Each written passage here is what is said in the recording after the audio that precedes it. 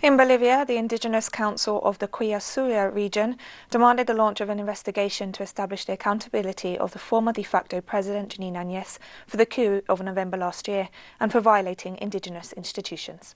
Our correspondent Freddie Morales has the story. Indigenous Aymara peoples from La Paz province's highlands arrived at Murillo Square, the country's political center, to demand sanctions against those who seized the government and invaded its institutions. First of all, we want to bring to justice President of the Transition, Ms. Añez, because she has been responsible for the repression in Sencata and Sencabo, for the deaths of our sisters and brothers. Therefore, we as indigenous people of La Paz province, we are asking for a trial of responsibilities right now. The Council of Aylus and markers of the Culusuyu Conamac denounced that officials of the de facto government took their institutions and sacked them, demanding a return to normality without impunity.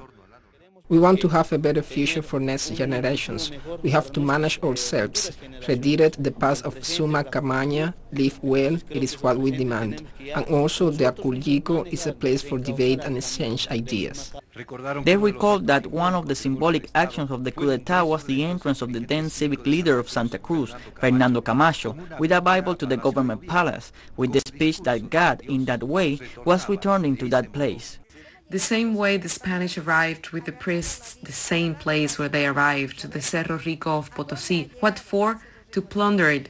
Last year they arrived in a similar way, grabbing the Bible to massacre the Bolivian people, especially the native indigenous peasants people like us. They have trampled on us. We're very proud to be women of Pollera or Cola Paseña. For that reason we're here in Murillo Square, defending our culture, our ideology, our clothing.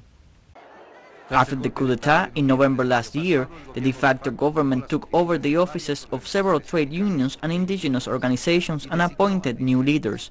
It also confiscated equipment from dozens of community radio stations run by unions or indigenous organizations.